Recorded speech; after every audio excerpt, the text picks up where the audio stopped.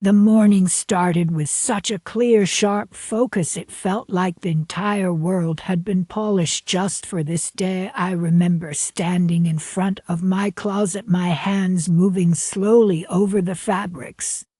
It had to be perfect, not too flashy, not too somber, something that said I am a proud parent without screaming it. I settled on a blue shirt, a color I thought looked both celebratory and dignified. I spent 10 minutes just polishing the lens of my old camera, wiping away every last speck of dust. The glass had to be perfectly clear. I needed to capture every second of this. The drive to the venue was quiet. My heart was just swelling. It was a physical feeling, this pressure in my chest, this warmth spreading through me. I kept replaying moments in my head, him learning to ride a bike, scraping his knee, me bandaging it, staying up late to help him with a science project, had left to the last minute, driving him to college, that long silent ride where we both pretended we weren't about to cry. I thought all of that was culminating right here in this perfect morning sunlight. This day was the reward,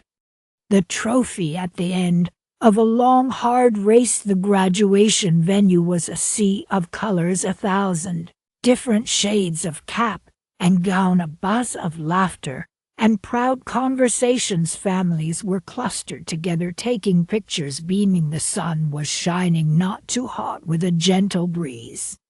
It was literally the perfect day. I found my seat, my hands clutching the program. I scanned the rows of graduates, looking for him, and then I saw him. He was already in his seat, his cap slightly askew. He looked so grown up, so serious. I felt a fresh wave of pride, so strong it almost brought tears to my eyes.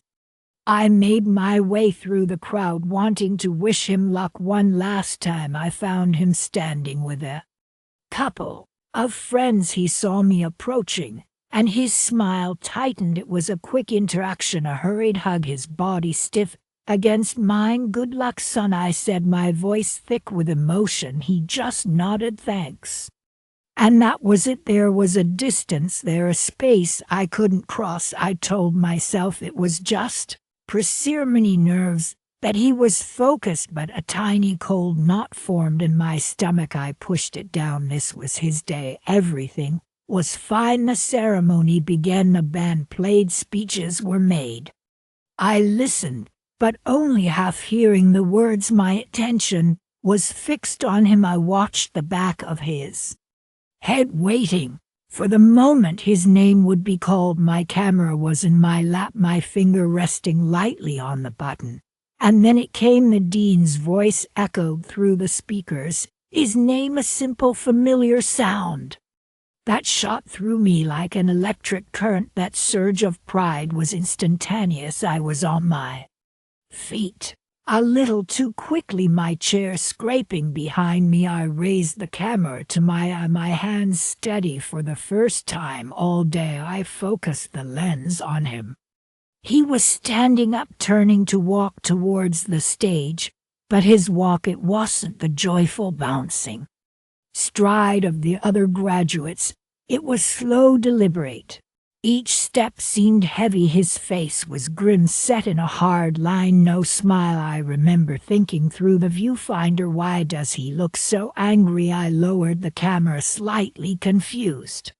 He reached the stage, climbed the steps. The dean held out the diploma, but he didn't take it. Instead, his hand moved past the leather folder and closed around the microphone. A low murmur went through the crowd. This wasn't part of the program. He pulled the microphone close, and his eyes, dark and intense, scanned the audience.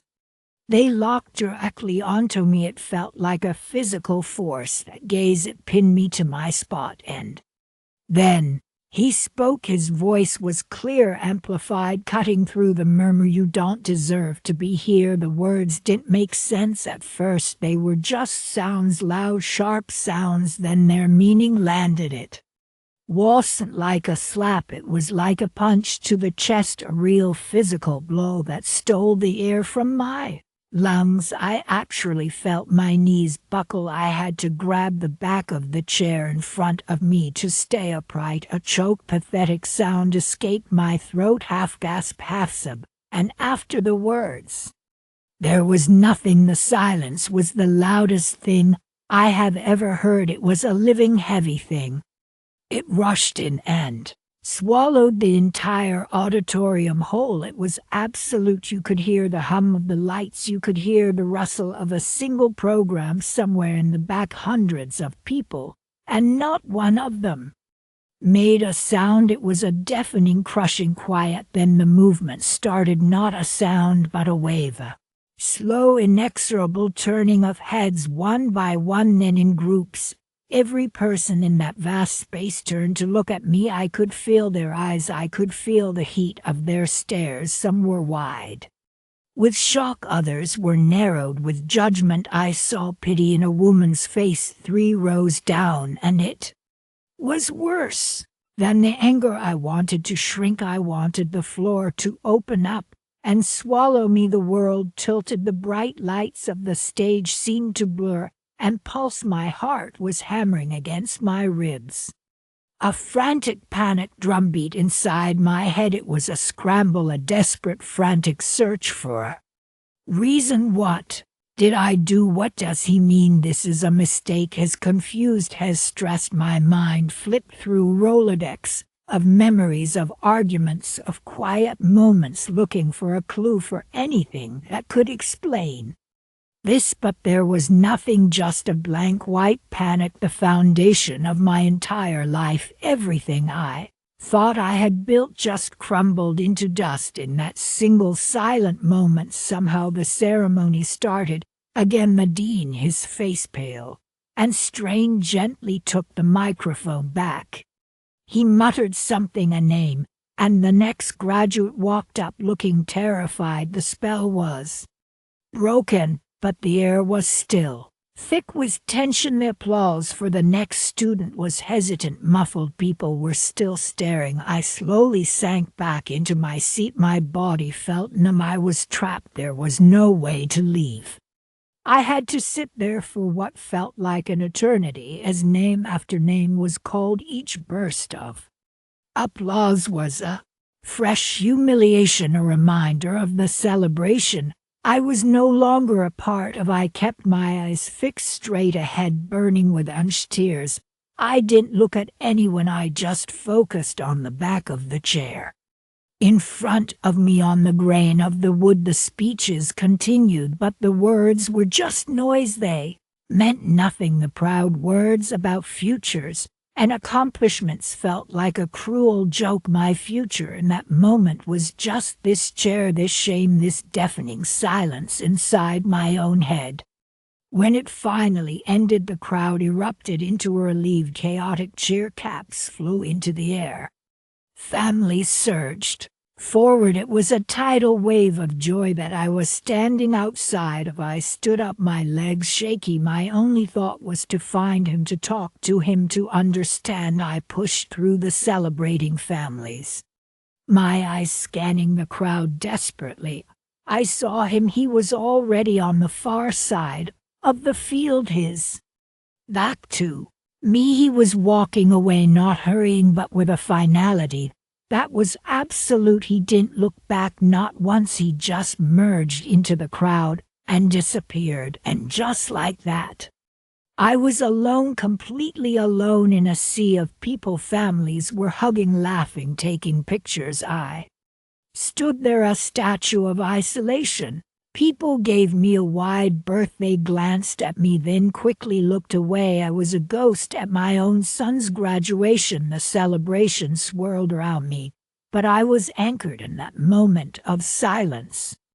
I don't know how long I stood there. Eventually, the crowd began to thin. The field emptied. I found myself walking without any conscious thought towards the bleachers. I climbed up a few rows and sat down. The aluminum seat was cold through my pants. The sun was still shining. It was still a beautiful day.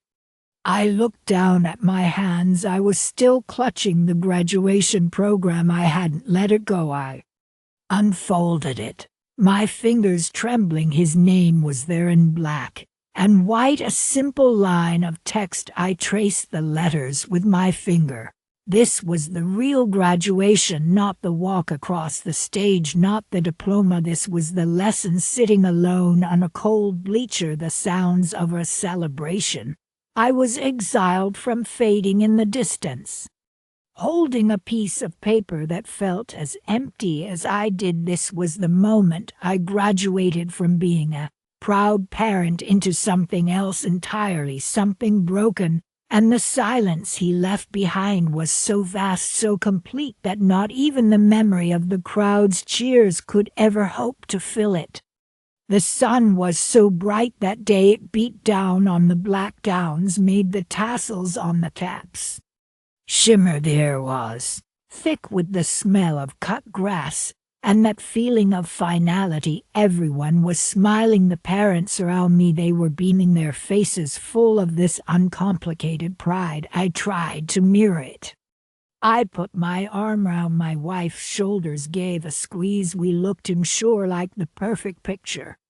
The supportive parents, the family that had made it, but my smile felt like it was made of plaster. It was cracking at the edges because I could feel him, my son, up on that stage, with the other honor students, radiating a coldness that cut through the heat. All I could think about was the argument we'd had just that morning in the hotel room. It was the same argument we'd been having for years, just dressed up for a special occasion. He wanted to defer his acceptance to law school.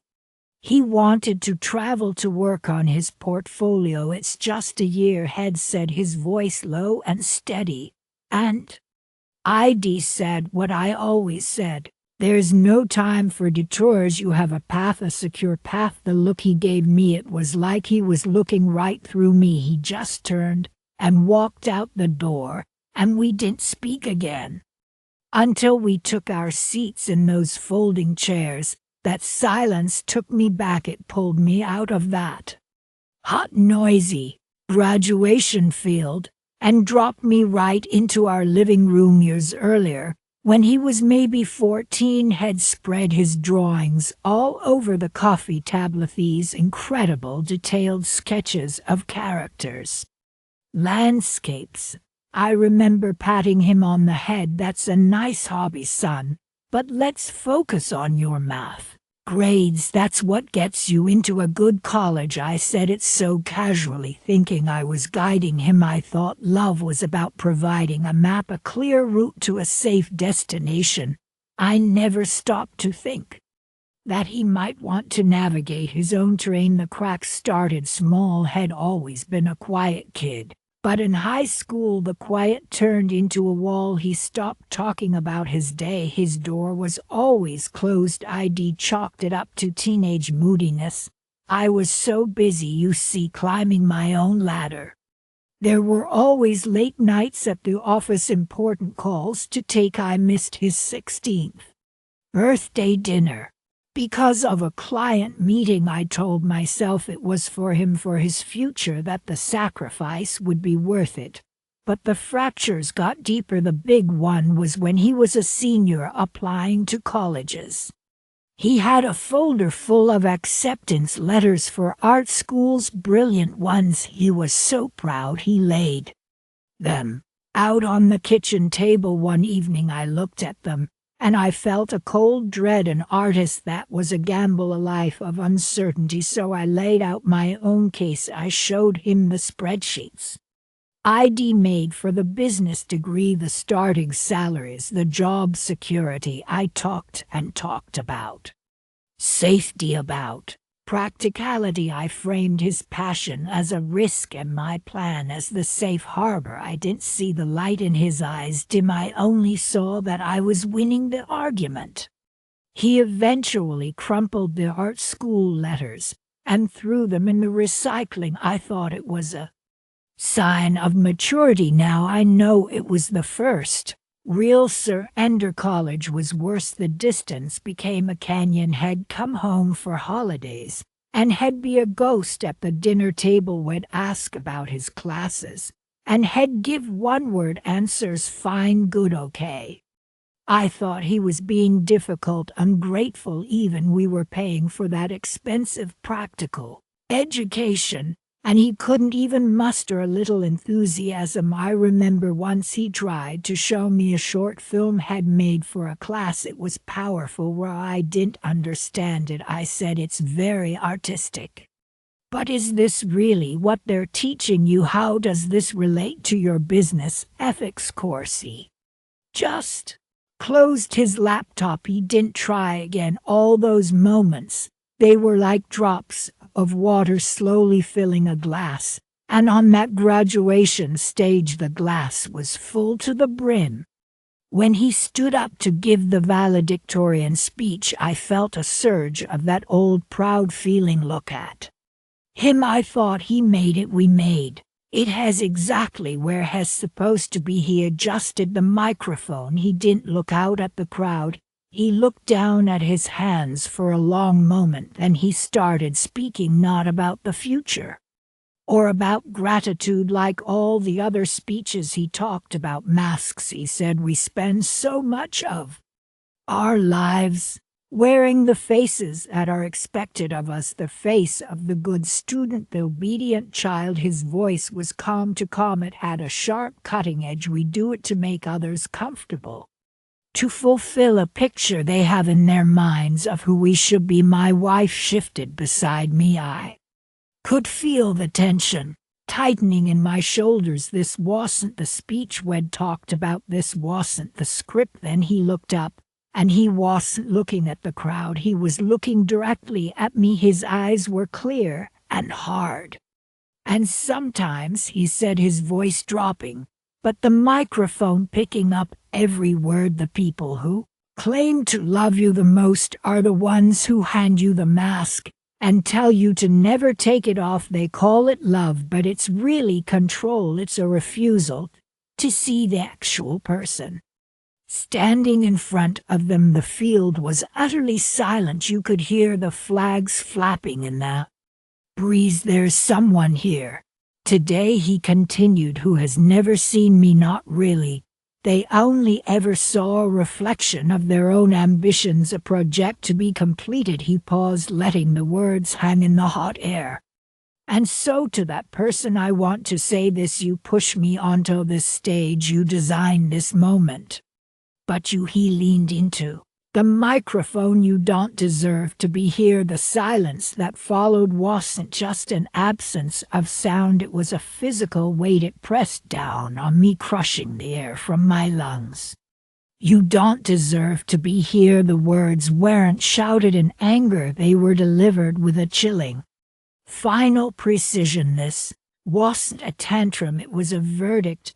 And in that terrible silent moment, the entire history of our relationship flashed before me: the dismissed drawings, the missed birthdays, the spreadsheet, the closed laptop. I saw it all, not from my perspective, but from his. I saw a boy who felt unheard, unseen, and valued only for the achievements he could list on a resume. The perfect parent facade I had built brick by brick over 22 years shattered into dust right there in front of everyone. The initial feeling was a hot rush of anger. How dare he, after all I've done, all I've provided? I wanted to stand up and shout to defend myself, but the anger evaporated as quickly as it came, replaced by something much colder, much heavier: shame. It washed over me, and I felt naked, exposed under that bright sun.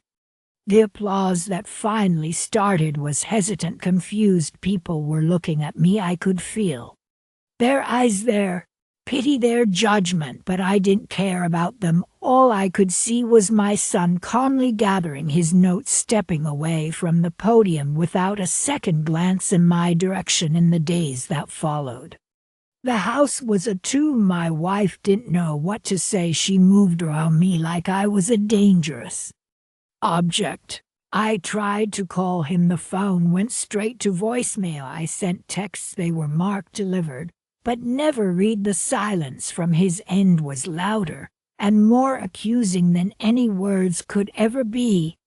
I spent hours in my study just staring at the wall. The defensiveness was gone, completely eroded by this dawning, horrifying understanding. I had been a coward. I had hidden behind my idea of what a good father should be, provider, a director, because the messy emotional work of actually connecting with my son was too difficult. It required vulnerability.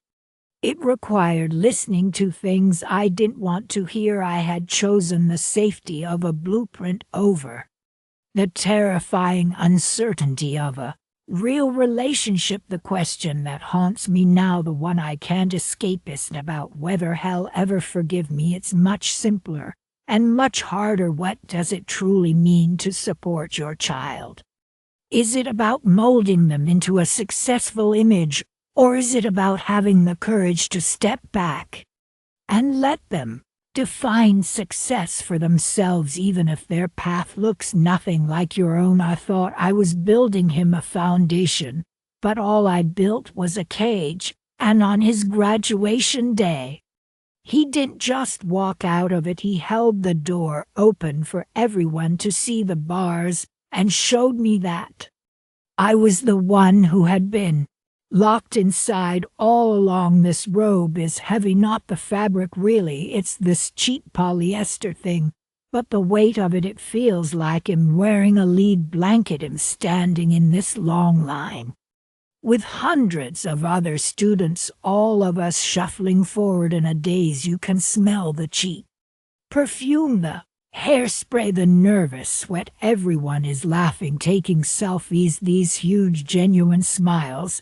And I'm just here. My face feels like plaster. I've practiced this smile in the mirror my whole life.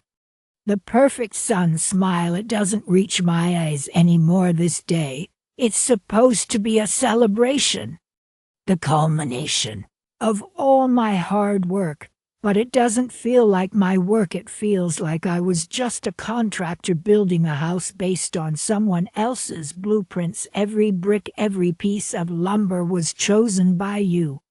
This degree, it's your trophy. You're the one who's beaming with pride out there in the crowd. I just feel empty, like I've reached the finish line of a race I never wanted to run. I keep thinking about my 10th birthday. I wanted a skateboard more than anything. I wanted this specific board. ID cut out pictures from magazines, taped them to my wall. I talked about it for months. And what did I get? A set of encyclopedias. You sat me down and said, this is an investment in your future. These are the building blocks of knowledge. You were so proud of that gift. I remember forcing a smile, saying thank you, while my heart just sank. That was the pattern. My desires, my interests, they were always secondary. They were distractions from the real project, building the ideal son, the one who would get the grades, go to the right school, get the prestigious job. I wasn't a person to you. I was a vessel, a container for all the dreams you didn't get to live. There was this one time, I must have been 13, I brought home a painting I did in art class. I was really proud of it. It was this wild, messy, abstract thing, all these colors swirling together. You looked at it for a second and your face just fell. You said, this is nice, but it's not a real skill. You should focus on your math. That's what will get you into a good college. You didn't even hang it on the fridge. It went into a drawer. And I never painted like that again. That's what this graduation cap represents. It's the final piece of the costume, the capstone on a life of performing. Today isn't my day, it's your victory lap, and I'm just the prop you get to applaud for. We're filing into the auditorium now. The noise is overwhelming. Thousands of people cheering, the organ playing that same boring graduation march. I find my seat on the stage, looking out at this sea of faces. It's a blur, but I find you almost immediately right there in the third row beaming. Your phone is up. You're already recording that look on your face. It's pure unadulterated pride. And it makes me sick because it's based on a lie. You're proud of the son you think I am. The one who followed the path without question. You have no idea who I actually am. You never asked. The dean is giving a speech now. Something about following your passion, embracing the unknown, the courage to chart your own course. The hypocrisy is so thick, I can taste it. Chart my own course. When has that ever been an option? Every single choice, from what classes I took to what friends I had, was filtered through your approval. This whole ceremony is a farce. It's a celebration of conformity dressed up as individuality. And in sitting here on display, the star performer in your play, I look at you again. You're dabbing your eyes with a tissue. You're so moved, so happy. And something in me just snaps, not in a loud, angry way. It's quieter than that, more final. It's a crystal clear realization. This is it. This is the last performance. I will not walk off this stage still playing the part. I will not let you have this moment, this false victory. If this day is the culmination of everything, then it has to also be the end of everything, the end of the pretending. They're calling names now. One by one, students walk up, shake hands, get their diploma holders. The line shuffles forward. My heart isn't racing, it's beating slow and steady. A strange calm has settled over me. This isn't an impulsive decision. It's the opposite. It feels like the most deliberate, the most truthful thing I have ever done. All those years of biting my tongue, of swallowing my words, they've all led to this moment. The need for truth, for just one moment of brutal, honest clarity, outweighs everything else. The consequences don't matter anymore. The only thing that matters is breaking the silence. My name is called. I walk across the stage. I shake the dean's hand. I take the diploma. The expected thing is to turn, smile for the camera, and walk off, but I don't. I stop.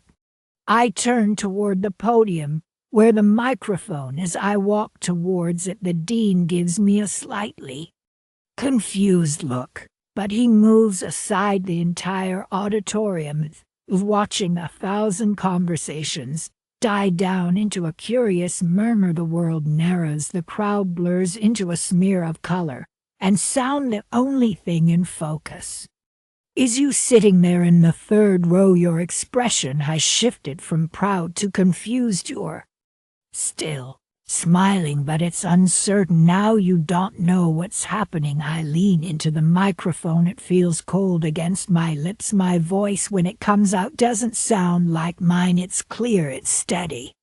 It carries across the entire hall. I say your name, just your name, and then I say the words I've carried inside me for a decade. You don't deserve to be here. The silence that follows is absolute. It's not just quiet, it's a vacuum. It's the sound of 1,000 people holding their breath. I can see your face. The smile is gone, utterly gone, replaced by a look of pure, uncomprehending shock. And in that silence, I don't feel panic, I don't feel fear. I feel light, like a weight I've been carrying since I was a child has just evaporated. It's terrifying, this freedom. It's standing on the edge of a cliff. But it's real. For the first time, the sound coming from my mouth and the feeling in my heart are the same thing. The mask didn't just crack, it shattered into 1,000,000 pieces on the floor of that stage. I don't say anything else. I just look at you for a long moment, letting the words hang in the air, letting them settle. Then I turn and I walk away from the microphone. I walk off the stage. The silence breaks into a wave of confused whispers, then louder murmurs. I don't look back. I keep walking down the steps past the faculty who are staring at me with wide eyes. and out a side door into the bright sunlight. The air outside is warm. I can hear the muffled chaos from inside the auditorium, but out here it's quiet. I feel a grim finality. It's done. There's no taking it back, and I don't want to. I walk across the campus, the graduation robe feeling ridiculous now. I take it off, fold it over my arm. I'm just a guy in a suit now. For the first time maybe ever, I'm just me. My phone starts buzzing in my pocket. It doesn't stop. One call after another. Mom, my aunt, my grandparents, text messages flooding in. How could you? You humiliated us. What is wrong with you? Then a few others. A message from my high school friend, the one you never liked. It just says, "Holy shit, are you okay?" Another from a cousin I haven't spoken to in years. "I can't believe you actually said it." The fallout is immediate and loud. People will ask why it had to be public, why at graduation in front of everyone. They'll say in cruel that I wanted to hurt you. They don't understand the private conversations happened. Don't you remember? I tried so many times in the car over dinner. I think I want to study art. I'm not happy in this major. I feel like you don't see me. Every time it was the same. You'd deflect, you'd dismiss it, you'd turn it into a joke or a lesson about practicality. You never heard me. The private words just evaporated. They had no weight. They couldn't penetrate the narrative you'd built about our perfect life. This was different. This was a truth delivered in a space where it couldn't be ignored, couldn't be brushed aside. It had to be a spectacle because the lie was a spectacle. Our entire relationship was a public performance. For our family, for your friends, I just decided to rewrite the final scene. If you're listening to this, and you're in a similar place, trapped in a version of yourself that someone else designed, I can't tell you what to do. I can only tell you the cost. The cost of silence is your soul. It's a slow erosion, day by day, until you look in the mirror and don't recognize the person staring back. The cost of truth is everything else. It's your family, your comfort, the entire world. You know it's walking away from the graduation ceremony into a future that is completely unknown and terrifying. But on this side of it, even with the phone buzzing nonstop, even with the anger and the confusion raining down on me, I can breathe for the first time. The air feels like it belongs to me. The path ahead is mine to walk, even if it's messy and hard. And that's a price I'm finally willing to pay. The party was a perfect facade. The music was loud, the lights were bright and kind of blinding, and all around me people were laughing. You know that sound at a party, the hum of a dozen conversations, the clink of glasses. It all just felt like an illusion, a disguise. And I was right in the middle of it, playing my part, smiling, nodding, saying the right things, performing the role of the good parent. I saw her across the room, my daughter. She looked radiant but distant, like she was on the other side of a glass wall. Her laughter seemed a little forced, and every time I tried to catch her I shed look away. But for 1 second, just a moment, our eyes met across the dance floor. It was a fragile thing, a silent question hanging between us. I didn't have an answer for it. And then it happened. It was a small thing. I said something casual, thoughtless. I saw her expression change. The polite mask just fell away, and what was left was raw and honest. Right there in the middle of all that noise and celebration, her voice started to tremble, but it was firm. Her eyes were glassy with tears she was refusing to shed. And she said it, the words cut through the party chaos like a knife. "You're just a cowardly fool." And the craziest part, the crowd kept laughing, the music kept playing, but the lights, they didn't feel festive anymore. They felt harsh, like They were exposing me, not illuminating the room. After she said it, everything just stopped. The sounds around me became muffled, like I was underwater. The colors all blurred together. All I could hear was my own heartbeat pounding in my ears. My first instinct was to fight back, to defend myself, to explain it all away, but that impulse was just drowned by a tidal wave of shame and a terrible dawning realization. My mind flashed back to all the moments I let slip by, the conversations I avoided, the difficult choices I sidestepped, the slow, quiet erosion of her trust in me. My hands started to tremble, my throat tightened. I just wanted to disappear into the noise,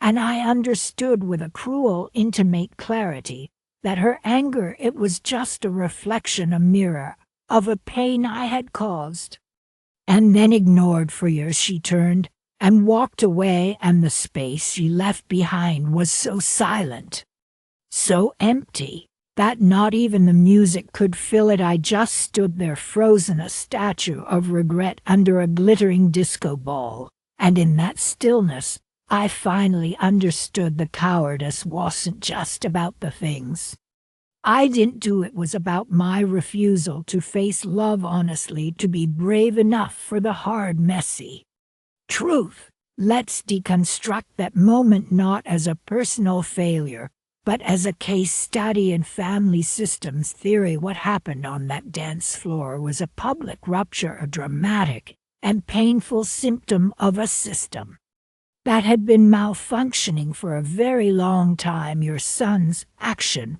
what we might clinically call an acting out, was born from a profound sense of powerlessness. He felt he had no other avenue, no other platform from which his voice could possibly be heard. The graduation speech was his nuclear option, his only tool. He felt he had left to break through years of what he perceived as your indifference or dismissal. It was a desperate bid for recognition, for his pain to be witnessed not just by you but by the entire community that had seen the perfect family picture. He needed an audience to make his truth undeniable. The psychological impact on you, the parent, is immediate and severe. This is a classic trigger for deep primal shame. It's not just embarrassment, it's a feeling that your entire identity is being annihilated. The persona of the capable, loving parent is publicly stripped away, and what's left feels exposed and worthless. This triggers an identity crisis. Your mind races to defend itself, to rebuild the shattered image. The most common initial reactions are defensive, anger, denial, a desire to counterattack and label the child as ungrateful or cruel. This is a protective mechanism, a way to deflect the unbearable weight of that shame, and we cannot ignore the power of the audience's silence. That silence is a crushing social pressure point in a room full of noise, laughter, and celebration. The sudden quiet that follows such an accusation is louder than any shout. It's a collective holding of breath. That silence judges, it amplifies your isolation. It tells you that you are alone in that moment. The social contract has been broken, and you are the one who has been deemed the transgressor. It removes any possibility of a private resolution and forces the conflict into the open. In the most brutal way imaginable, to understand how we got here, we have to look at the roots of the resentment. We have to talk about the concept of conditional positive regard. This is a psychological term for love that is given only when certain conditions are met. When a child feels that approval is contingent on achievements, on fitting a certain mold, on not causing trouble, their sense of self-worth becomes external. It becomes fragile. They learn that to be loved they must hide parts of themselves, their disappointments, their anger, their struggles. Over years, this creates a deep fissure between their authentic self and the self they present to earn your love. Your son's outburst was the eruption of that authentic self finally refusing to be contained. We can trace the communication patterns that lead to this, and validation is a key one. This is when a child's feelings are consistently minimized or dismissed. You're overreacting, it's not a big deal, just toughen up. Each instance is a small betrayal. Then there's dismissiveness, which is a more passive form of invalidation, changing the subject, offering a quick fix instead of listening, being physically or emotionally absent during difficult times. And all of this is often facilitated by what we call the parental blind spot. This is a natural but damaging tendency to see your child through the lens of your own expectations and needs rather than seeing them as a separate, complex individual with their own internal world. The graduation itself is a powerful symbolic event. It marks the end of a phase, the end of the legal obligation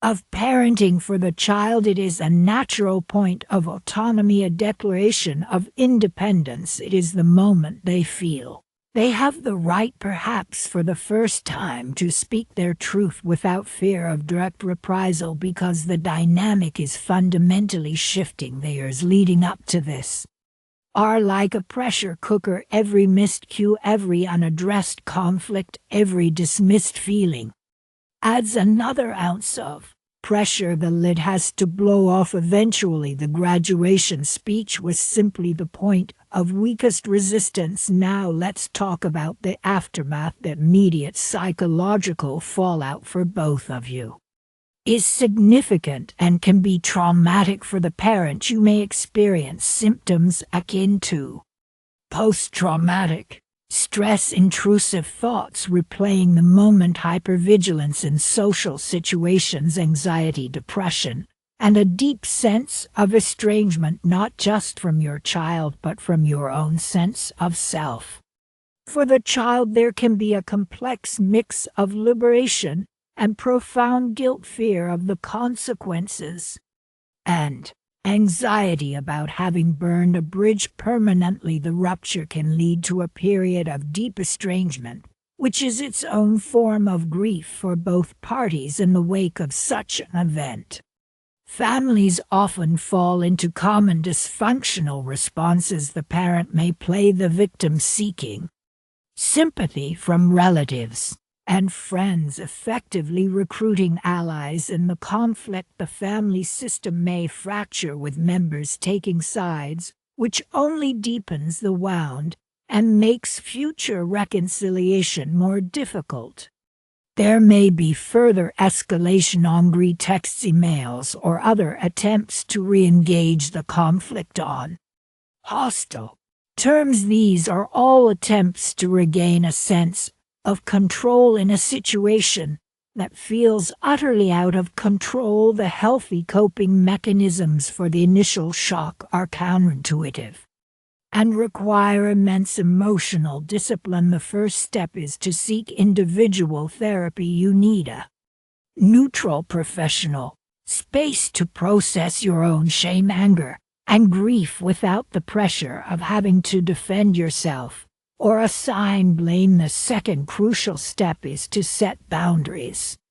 This may mean initiating a period of no contact or very limited contact to allow the emotional temperature to cool. This is not punitive, it is protective. It creates a container for the intense emotions so they don't cause further damage. The third step is to allow space. You cannot rush healing. You have to sit with the discomfort. You have to resist the urge to force a resolution. This brings us to the most difficult question. Are there pathways to reconciliation? Is healing even possible after such a public and painful fracture? The answer is a cautious yes, but it is entirely contingent on one thing: the parent's ability to demonstrate genuine, sustained accountability and empathy. This is the non-negotiable foundation. It is not about Saying "I'm sorry you felt that way" that is still a form of dismissal. It is about doing the painful work of understanding why they felt that way. It's about saying "I hear the pain behind your words, and I am beginning to see the role I played in causing it. I am willing to sit with that and listen."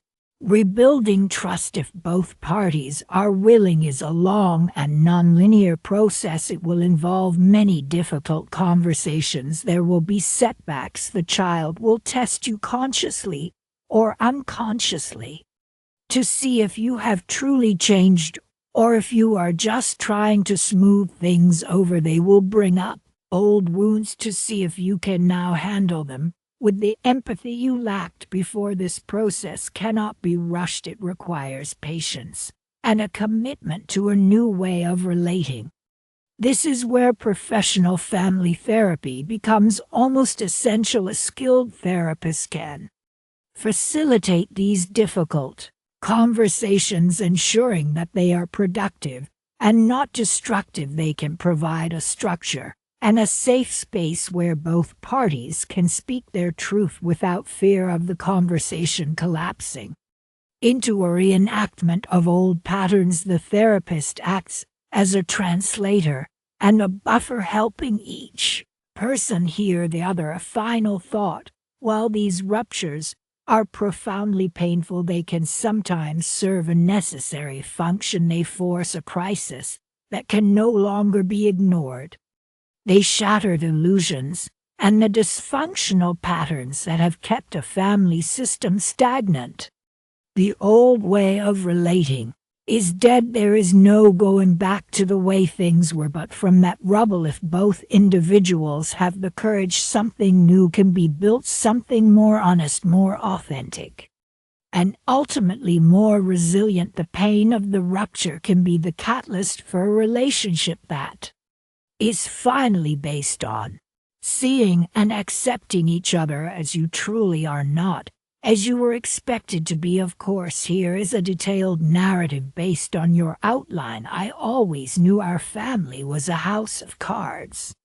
It looked solid from the outside, a nice enough picture if you didn't look too close, but inside, the whole structure was fragile, just waiting for one wrong breath to send it all tumbling down. I guess I always knew I was the one holding the corners down, pressing my fingers against the flimsy edges, trying to keep the whole thing upright. My brother Liam, he was the problem child. At least that's how our parents saw it. He was the one who asked the difficult questions, the one who never just accepted the way things were. And me, I was the peacemaker, the good one, the easy one. I learned very early that my role was to smooth things over, to pour oil on the troubled waters that Liam seemed to churn up without even trying. The difference in how we were treated wasn't always a loud, obvious thing. It was in the small moments. It was in the way our parents' voice would get that tight, controlled edge.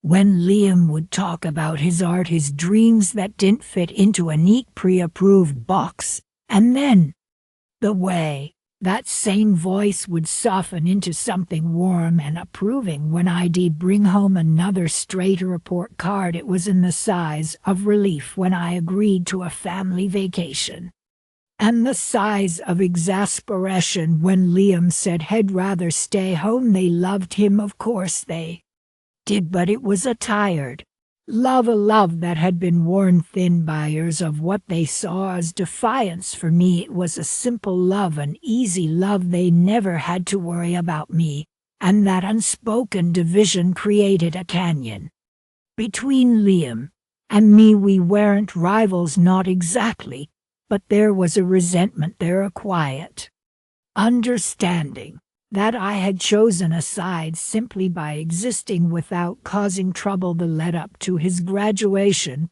was the most tense I'd ever felt in our house. The air was so thick you could carve it. Our parent was buzzing with this oblivious excitement, buying a new outfit, talking nonstop about the ceremony, about How proud they were. They were so focused on the milestone, the event, the photo opportunity, they completely missed the storm brewing in Liam's eyes. He was a thundercloud, had moved through the rooms. Silently, his jaw permanently set. I tried to talk to him. I'd knock on his door, ask if he was okay. If he was, looking forward to it, had just given me this look, a look that said I couldn't possibly understand. And he was right, I didn't. I thought he was just being difficult, spoiling a moment that was supposed to be happy. I tried to bridge the gap, to tell our parent to maybe ease up too, give him some space, but they just smiled and said, "Hell, come around, it's a big day." I had this terrible sinking feeling in my stomach, a sense of impending doom that I couldn't shake. I kept pressing down on those corners of the house of cards, but I could feel the whole thing starting to sway. When it happened, it wasn't a surprise. That's the terrible part. The moment he stood up, the moment he took the microphone from the dean, a part of me knew it was a mix of sheer horror and this strange chilling sense of inevitability. I was sitting right there in the third row, between our beaming parent and a sea of strangers. I remember grabbing our parent's arm, my fingers digging into their sleeve. I felt their body go rigid next to mine. I saw the color drain from their face, leaving a pale, waxy mask. It was like watching a car crash in slow motion. You see the impact coming, you know it's going to be bad, but you're powerless to stop it. His words weren't shouted, they were calm, measured. And that made them so much worse. He didn't yell, he just laid it all out there in front of everyone. The years of being misunderstood, the pressure to be someone he wasn't, the specific cutting examples of times our parent had belittled his passions, had chosen my path over his. He called it a lifetime of quiet neglect. He said the congratulations felt hollow because the support had never been real, only conditional. And then came the silence, this uncomfortable, crushing silence that fell over the entire auditorium. You could feel the eyes of the crowd, hundreds of them, turning from him to us. I felt the heat of their judgment, their pity, their morbid curiosity. It was like being under a microscope, and my emotions were a tangled mess. My first feeling was a hot, sharp anger at Liam. How could he do this? How could he be so cruel, so publicly? He was humiliating them. He was humiliating all of us. This was supposed to be a day of celebration, and he had turned it into a spectacle. But underneath that anger there was something else, something I was ashamed to admit, even to myself. It was a secret sympathy, because as he spoke I recognized the truth in his words. I saw the memories he was describing from a new angle. I had been so busy being the good kid I never stopped to see the cost of his rebellion. His pain was real, it was raw. And in that moment, staring at the back of his head, I felt a terrible understanding. He wasn't just causing a scene, he was finally telling a truth that had been festering for 18 years. Afterward, I became the unwilling mediator. There was no one else. Our parent was a wreck. They collapsed into my arms, back at the house, sobbing these deep, ragged sobs that shook their whole body. They kept asking why. After everything I did for him, why I didn't have an answer. I just held them, made tea, fielded the phone calls from concerned relatives and nosy friends. I became their primary source of comfort, the only stable thing in their shattered world. And Liam, he just disappeared. Radio silence. He didn't come home that night or the next. He sent one text, "I'm safe, don't worry." And that was it. He left me here in the middle of the battlefield with no instructions, no weapons. Family and friends started reaching out, demanding explanations. They wanted a villain. They wanted me to condemn Liam to side completely with our parent. How could he do that to your mother? My aunt asked, her voice full of judgment, but others, a few, whispered, well, he must have had his reasons. I was forced to choose a side with every conversation.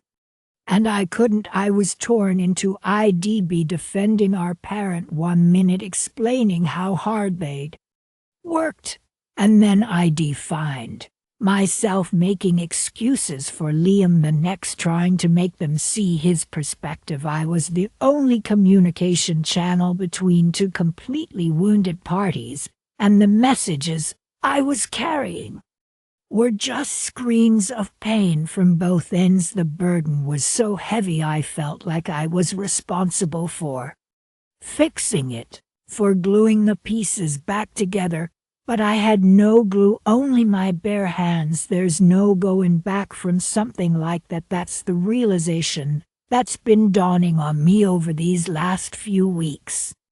The family we had, however flawed, however built on a foundation of quiet tension, is gone. It's fractured. We can't just pretend it didn't happen. We can't go back to those roles. I've started my own journey of understanding, reevaluating my childhood memories with this new harsh light shining on them.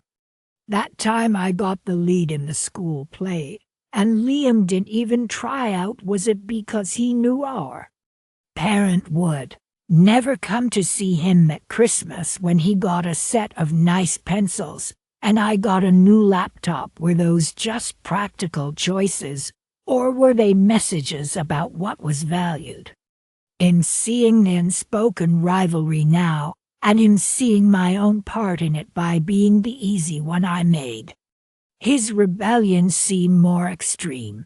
This isn't a simple story of a good guy and a bad guy. That's what I want people to understand. Family love is the most complex thing in the world. It's tangled up with resentment and history and unspoken expectations. You can love someone and be furious with them at the same time. You can feel loyalty to a parent and still understand the deep legitimate pain of a sibling in standing in the middle. And I feel both things with equal force: the anger at his method and the sympathy for his cause. The need to protect our parent and the need to acknowledge the truth. Liam spoke, so now we wait. The house is quiet, but it's a different kind of quiet. It's not the quiet of tension anymore. It's the quiet of aftermath. The dust has settled, and we're all just looking at the wreckage. I don't know what happens next. In waiting for the next move from either of them, I hope for healing. I really do. I hope that this explosion, as painful as it was, cleared the air enough for something more honest to be built. But I also fear a permanent fracture. I fear that the chasm is now too wide to cross. All I can do is stand here in the middle, no longer a peacemaker, but a witness, hoping that the love that's buried under all this hurt is strong enough to find a way back to the surface. The days after the graduation were the longest of my life. The silence in the house was a physical weight. I'd walk past his empty room, and the ache would be so sharp I'd have to stop. I kept replaying it. You know the way he stood there in his cap and gown, his face just closed off. The words themselves were bad enough. You don't deserve to be here. But it was the tone. It was flat, final, like he wasn't even angry anymore, just stating a fact that was so much worse than if had shouted. For the first 48 hours I was just shattered. I felt sorry for myself. I kept thinking, after all I've done, after all the sacrifices, this is the thanks I get. I cried. I didn't eat. I just sat in the living room staring at the wall, surrounded by the ghost of that party we never really had. The congratulations cards on the mantelpiece started to feel like accusations. I was the victim, in my own mind a martyr. But on the third day something shifted. I was looking at a photo of him when he was little, maybe 5 years old. Sitting on my shoulders at the beach, he was laughing, his whole face lit up, and he had this absolute trust in his eyes, and I realized that look, it had been gone for a long, long time. I hadn't even noticed it fading. That's when the real pain started. It wasn't the sting of a recent insult anymore. It was a deep, grinding ache of regret. I started replaying our whole life together, but this time I was watching it from his perspective. I saw all the times I was too tired to listen after work, the soccer games I missed for a business trip, telling myself it was for his future, the times he tried to talk to me about something that was bothering him, a problem with a friend, a fear about school, and I'd just offer a quick solution, a pat on the head, and move on. I never sat with him in the uncertainty. I never asked the second question. I was a manager of his life, not a partner in it. And I saw the pattern. I saw my own father in my actions. The same distance, the same belief that providing was the same as loving. The graduation wasn't the injury. It was the symptom of an infection that had been spreading for years. That was the breakthrough, the moment I stopped asking how could he do this to me and started asking what did I do to make him feel this way. It was the most humbling, terrifying question I've ever asked myself, and his words, as brutal as they were the only thing sharp enough to cut through my own denial. They weren't an attack, they were a diagnosis, and for that, as painful as it was, I had to be grateful. It was the first honest gift he'd given me in years, and I finally understood I had to be worthy of it. I knew I couldn't fix this on my own. My instincts were what got us here, so I found a therapist. The first session was I just sat there and cried. I unloaded everything, the graduation, the memories, my own childhood. I talked about my father who was never there and how I swore I'd be different. And yet here I was living out the same script with different characters. Therapy became like taking apart a complex, broken machine. We'd examine one piece at a time. Why did I feel the need to always be right? Why was I so uncomfortable with emotion? It was exhausting, painful work. I started reading 2 books on attachment, on breaking cycles, on what it really means to listen. I filled a notebook with notes I learned about emotional validation. It sounds simple, but for me, it was a revolution. It meant accepting his feelings as his truth, not something to be debated or fixed. I realized I'd spent his life trying to fix him, when what he needed was for me to just see him. The biggest step was writing the letter. I knew I couldn't call him yet, it was too soon, so I wrote it all down. I didn't make any excuses. I didn't say, "I'm sorry you felt that way." I said, "I am sorry for what I did." I listed the specific failures I could remember. 8th grade science fair. I was too busy for the time. He told me he was being bullied, and I told him to toughen up. The way I'd always prioritized my career over being present. I didn't send the letter. It was just for me to practice taking full, absolute accountability. It was the hardest thing I've ever written, and the most necessary. The urge to call him, to explain myself, to ask for forgiveness was a constant pressure. But I knew that would be just another selfish act. Forgiveness was his to give, not mine to demand. My job was to change. After about 2 months of this, of just working on myself, I felt a little steadier, not fixed, but different. I sent him a text. It was short. I'd practiced it 100 times. I said, "I know I have no right to ask for your time. I just want you to know I am deeply sorry for the pain I have caused you. I am working to Understand my mistakes. I love you, and am here if you ever want to talk. No pressure. I held my breath. Days went by with no response. I had to accept that silence might be my answer.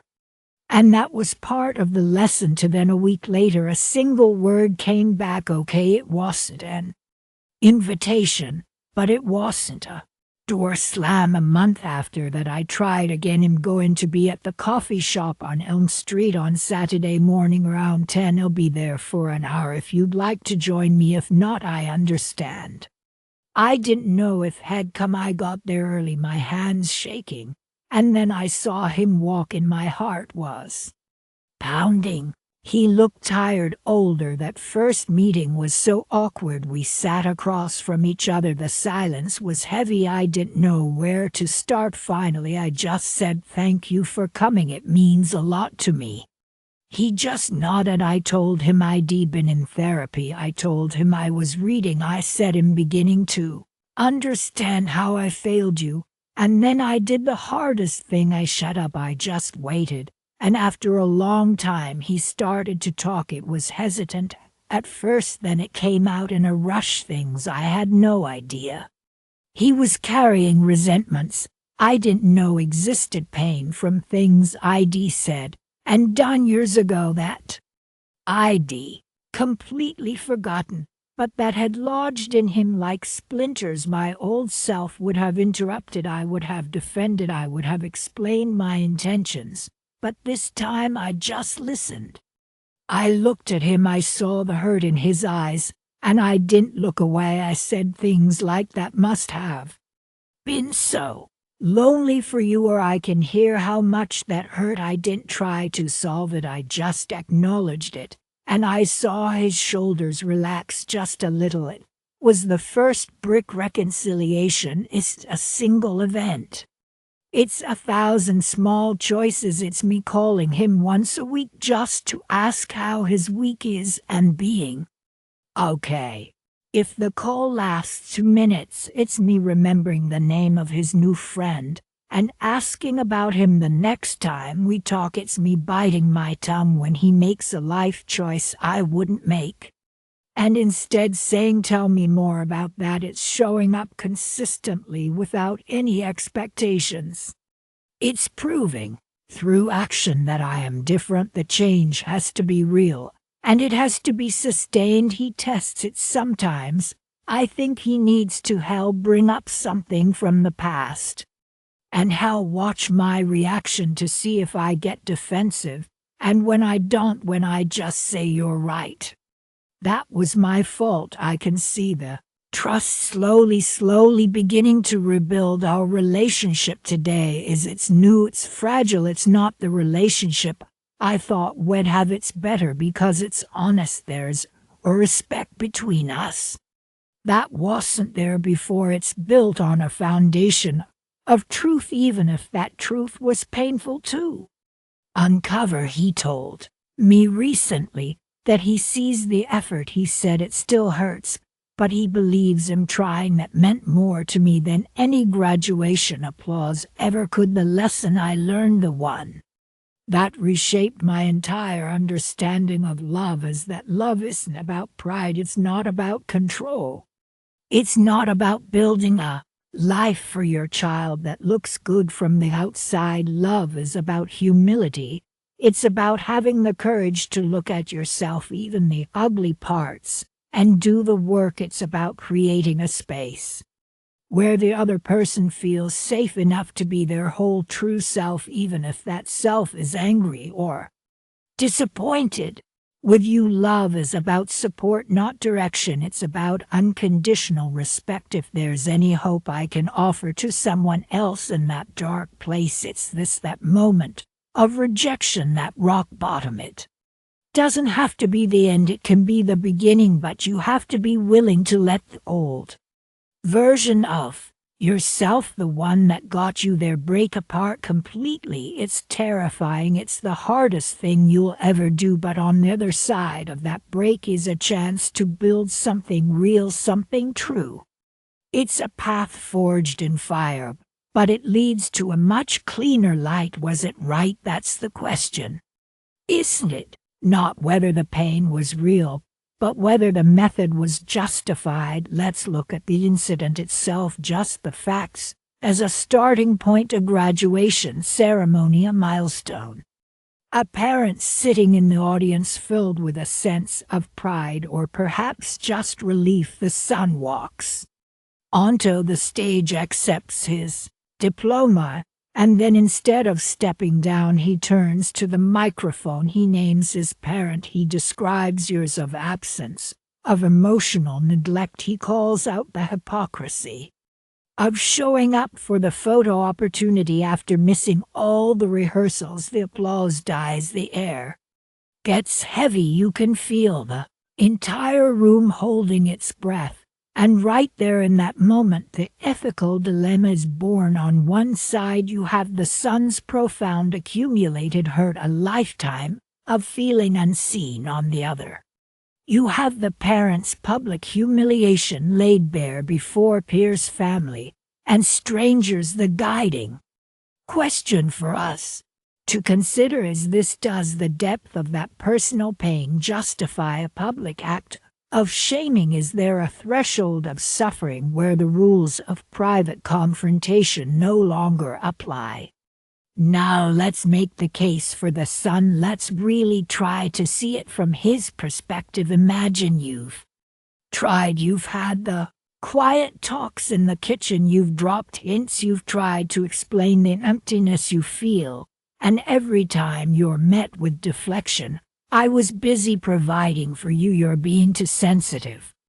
Let's not dwell on the past. The conversations go in circles, and private avenues have been exhausted. This public moment then is a first resort. It's a last one. It's the nuclear option when diplomacy has consistently failed. There's an argument to be made that public accountability was the only tool left powerful enough to break through the parent's wall of denial. In private, a parent can dismiss a child's pain, but in public, with hundreds of witnesses, the dismissal isn't so easy. The truth hangs in the air, undeniable.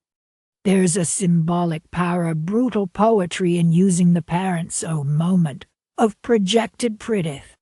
Graduation they came to celebrate. To hold up a mirror to their absence. It turns their celebration into your testimony, and we can't ignore the cathartic function for the son. This isn't just about punishing the parent, it's about liberating himself. For years has carried this secret family pain, this narrative of the happy family that everyone else believes. By speaking it aloud in the most definitive way possible, he shatters that false narrative. He sets a boundary. He declares, this is my truth, and I will no longer be complicit in hiding it for your comfort. It's an act of self-validation that is for him probably long overdue. But now we have to turn it around. We have to seriously consider the case for the parent. Let's talk about the problem with public spectacles. Does public humiliation ever truly lead to genuine reconciliation, or does it just breed deeper, more entrenched resentment? Shame is a powerful emotion, but it's not a constructive one. When someone is cornered and shamed in front of a crowd, their instinct is to reflect and grow. It's to defend and retreat. The parent may feel anger, bitterness, a sense of betrayal so profound that it permanently closes the door on any future understanding. The act intended to communicate might instead destroy the very possibility of communication. Then there's the violation of family privacy. A family conflict is by its nature intimate. It involves histories and nuances that an outside audience cannot possibly understand. By bringing it into a graduation hall, the son unfairly involves hundreds of people. He makes spectators out of strangers, turning a deeply personal hurt into public entertainment. The parent is put on trial without a defense. Their failings Summarized in a few devastating sentences for everyone to judge, is that fair, or is it a form of emotional mob justice?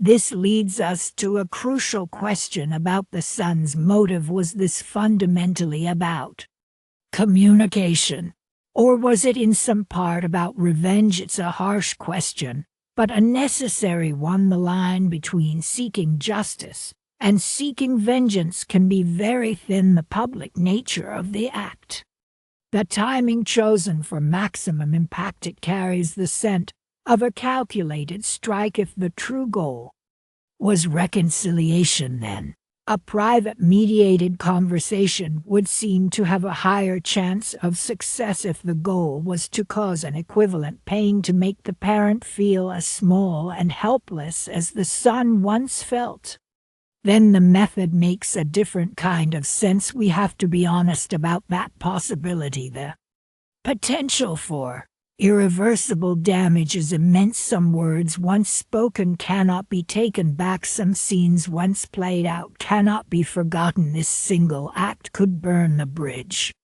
between parent and child forever. It might feel justified in the heat of the moment, but what about in 10 years? Would the son trade any chance of a future relationship for that one moment of public reckoning? It's a heavy cost to consider. So, is there a middle ground? Are there alternative paths that could have honored the son's pain while avoiding the destructive nature of a public shaming? Let's talk about conflict resolution. What about a meticulously written, deeply personal private letter? A letter allows for the same level of detail and honesty, but it gives the parent the dignity of a private response. It doesn't involve an audience.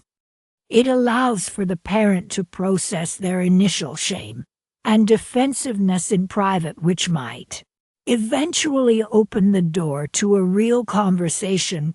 What about suggesting family therapy, proposing a facilitated dialogue with a neutral third party? This acknowledges that the communication patterns are broken and brings in a professional to help fix them. It's a move that says this relationship is worth saving, but we need help. The public shaming, by contrast, can feel like a final act, a termination of the relationship rather than an attempt to repair it. We have to acknowledge that while the method is highly debatable, the underlying pain is absolutely valid and must be addressed. Dismissing the son's action entirely risks dismissing his suffering. The act itself is a symptom of a much deeper disease within the family dynamic. The ethical question of was it right shouldn't be used to silence the question of what caused this to happen. The importance of context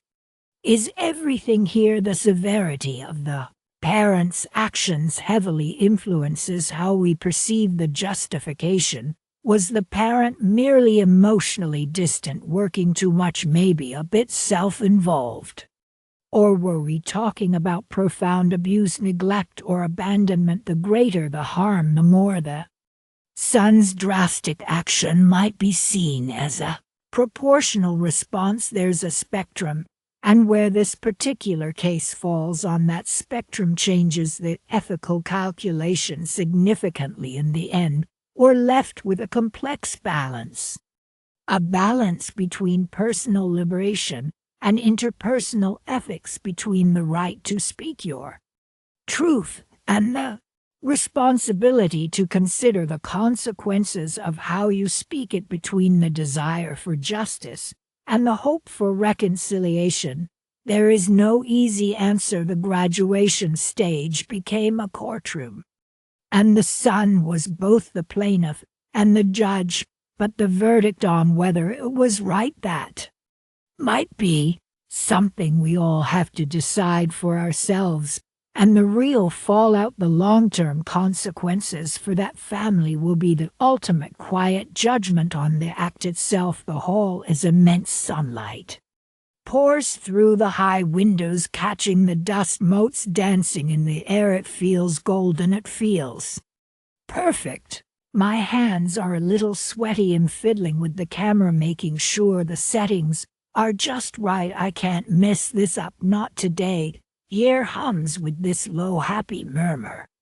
1,000 families all packed together, all feeling this same swell of pride. The band is playing that familiar march, the one that just sounds like achievement and beaming. I can feel the smile stretching my cheeks. I scan the rows of graduates, a sea of dark robes and bright tassels, looking for his face. There he is, my son, my boy. He's sitting straight, but his shoulders are a little slumped. I just figure he's tired. It's a long ceremony. I adjust the camera again, my thumb resting on the record button, and ready. The names start to roll one after another. Students cross the stage, shake hands, grab their diploma, smile for the flash of 100 phones. It's a well-oiled machine of happiness. Then they call his name, a simple, ordinary name, but it's his. I stand up a little too quickly. I raise the camera, the viewfinder pressed to my eye, frame him perfectly as he stands. He moves slower than the others. There's no spring in his step. He walks across the stage, and the principal holds out the diploma case, but he doesn't take it. He walks right past it. My finger is on the button, ready to capture his smile. But he doesn't smile. He steps up to the podium. He reaches for the microphone. My own smile falters. This isn't the plan. He's not the valedictorian. What is he doing? He taps the mic, and the sound booms through the hall. A few people chuckle, thinking it's a joke. The camera feels heavy in my hands. I lower it just a fraction, peering over the top. The entire hall goes quiet, not a respectful quiet, a confused, waiting quiet. He leans into the microphone. His voice is clear, it's steady. It doesn't sound like my son's voice. It sounds older. He says the words, "You don't deserve to be here." For a second I think I've misheard. My brain tries to twist it into something else, a joke, a quote from a movie. But then my eyes meet his through the lens of the camera, and I know he's looking right at me. The camera slips in my sweaty hand. I fumble my grip, tightening instinctively. The sound of the crowd vanishes. It's like someone shoved cotton in my ears. All I can hear is the thumping of my own heart, a dull, frantic rhythm against my ribs. And then the images come, not real images, but memories flashing behind my eyes. A soccer game years ago, the final game of the season 1. See him on the field, a small figure in a too big jersey, scanning the sidelines, looking for me. I wasn't there. I was at work, a critical meeting. I remember the phone call later. His voice small, saying it was okay. It wasn't okay. Another flash, the kitchen table covered in college brochures. His face lit up with excitement, pointing to a program for graphic design. My voice firm, practical, be realistic. That's not a real career. What about engineering? What about business? The light in his eyes just died. I watched it go out. Another, his bedroom door slamming shut. The argument was about something stupid, curfew or chores, but the slam was about everything else, all the unspoken things. The silence that followed was heavier than any sound. These pictures flood my mind, a brutal, fast-cut montage of every time I chose the easy path, the practical path, over him. The camera is still running in my hand, a useless mechanical eye recording the collapse of my world. My hand is trembling, now a violent shake I can't control. The camera feels like it weighs 100 pounds. The crowd is a blur of pale, stunned faces around me. They are a sea of confusion. But I am an island of pure, devastating clarity. Hez still talking. His voice is low, but it carries.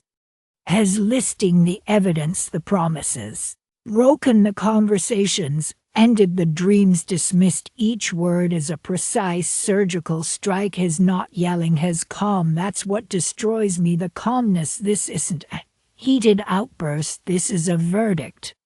Has been preparing for years. Then he stops. He looks at me for one last long moment. His eyes are dry. Resolute, he lets go of the microphone. It drops, and the thud echoes in the dead silence of the hall. It's the loudest sound I've ever heard. He turns, he walks off the stage. He doesn't look back. Not once. I am still standing frozen, a statue in a sea of seated people. The ceremony tries to start. Again the principal coughs awkwardly, calls the next name. The murmur returns, but it's different now. It's hushed, shock laced with pity. I can feel their eyes on me. I can feel the heat of their stares. I have to move my legs, feel like would I stumble into the aisle, bumping against knees, muttering apologies that don't make sense. I push through the heavy doors and burst out into the bright afternoon sun. The light is blinding, harsh. It doesn't feel like a celebration anymore. It feels like an interrogation lamp. Families are spilling out onto the lawn, laughing, hugging, taking pictures. Their joy is a physical force, a wall of sound and happiness I have to walk through. I move in slow motion, every step an effort. Their laughter sounds like mockery. Their smiles are like knives. I see a father clap his son on the back, see a mother wiping a happy tear from her eye. Each one is a fresh reminder of what I've lost, what I threw away. I finally make it to the car. The silence inside is a relief, but it's a heavy, suffocating relief. I don't start the engine. I just sit. The sun beats down on the windshield. I drive home. The streets are empty. The world feels empty. The house is dark, and still I don't turn on any lights. I walk through the rooms, each one a museum of our life together. The silence is absolute, broken only by the slow, loud ticking of the grandfather clock in the hall. Each tick is a second lost, a moment I can't get back. I find myself in the living room. On the mantelpiece is a photograph. It's him. He must be 7 or 8, has got a gap-toothed smile, and has holding a toy truck, grinning at the camera without a care in the world. I take the frame in my hands. My hands are still shaking. I trace the glass over his smiling face. That boy, where did he go? When did I stop seeing that boy? I sink into a chair, clutching the photo to my chest. The darkness of the room feels like the only thing that understands. I stare into the empty space where the television sits, but am not seeing a blank screen. Am seeing it all again, the stage, the microphone, the steady, terrible truth in his eyes, and it hits me. This wasn't an attack. It wasn't a rebellion. It was a funeral. It was him burying the idea of me that had been clinging to the idea of a father who would eventually see him, who would eventually understand. He was letting that idea go right there in front of everyone. He was setting it free. The pain is immense. It's a physical weight on my lungs, making it hard to breathe, but underneath the pain something else is stirring, a terrible dawning understanding. This wasn't his failure. It was mine. Every missed game, every dismissed idea, every time I chose being right over being present, it all led here to this quiet, dark room too. This absolute silence. I looked down at the photo again. The happy, trusting boy. I failed him not by being a bad provider or a strict disciplinarian. I failed him by being a coward. I was too cowardly to be vulnerable, too cowardly to admit I might be wrong, too cowardly to have the hard, messy conversations that love requires. I hid behind practicality. I hid behind authority. I thought I was building a strong future for him, but I was just building a wall between us, brick by brick, until I couldn't see him anymore. The graduation wasn't the end of his childhood. His speech was, and my reaction, this silence. This painful, brutal clarity, this is the beginning of whatever comes next, if anything can come next.